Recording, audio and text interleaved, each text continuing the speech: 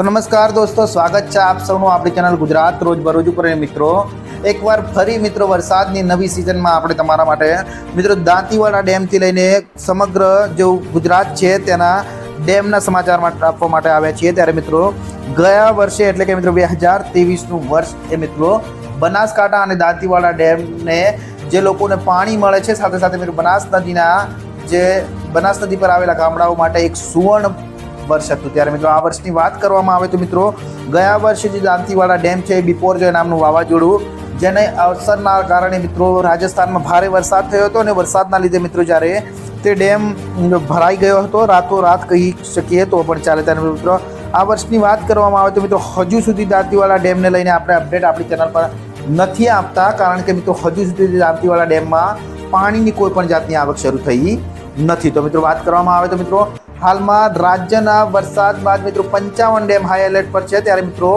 જે વાત કરવામાં આવે તો મિત્રો રાજ્યના જે અનેક ડેમ જ્યારે હાઈ એલર્ટ પર છે ત્યારે મિત્રો બનાસકાંઠાના દાંતીવાડા ડેમમાં જે બનાસકાંઠાનો જીવાદોરી સમાન ડેમ ગણાય છે તેમાં હજુ પણ પાણીની આવક નથી થઈ। ત્યારે મિત્રો હવે વાત કરવામાં આવે તો મિત્રો ગઈ સાલ 2023માં જુલાઈ મહિનામાં જે પાણી છે તે બનાસ નદીમાં છોડવામાં પણ આવ્યું હતું અને મિત્રો સારું એવું જે પાણી બનાસ નદીમાં છોડવામાં આવ્યું હતું અને તેના કારણે આજ દિન સુધી પણ મિત્રો બનાસ નદી પર આવેલા ગામડાઓને પાણીની અછત વર્તવી નથી। પરંતુ મિત્રો ક્યાંક ને ક્યાંક આ વર્ષ છે જે 2024માં તે બનાસકાંઠાના ખેડૂતો માટે ક્યાંક ને ક્યાંક વરસાદ છે તે વરસાદ હજુ સુધી ઉત્તર ગુજરાતમાં અને રાજસ્થાનનો ઉપરવાસ છે ત્યાં વરસાદ ન હોવાના કારણે મિત્રો બનાસકાંઠાનો દાંતીવાડાનો ડેમ છે તે મિત્રો કહી શકાય કે હાલમાં તેમાં પાણી ખૂબ જ ઓછું છે। ત્યારે મિત્રો કોઈ પણ પ્રકારની આવક નથી, તેના કારણે મિત્રો હજુ પણ દાંતીવાડા ડેમમાં કોઈ આવક ચાલુ થઈ નથી। ત્યારે મિત્રો જેટલા બી દર્શક મિત્રો આપણી ચેનલ પર નવા છે તેમને આપણે તમામને જણાવી દઈએ કે મિત્રો બનાસકાંઠાના દાંતીવાડા ડેમને લઈને તમામ અપડેટ જોવા માટે ચેનલને સબસ્ક્રાઇબ, વિડીયોને લાઇક કરવાનું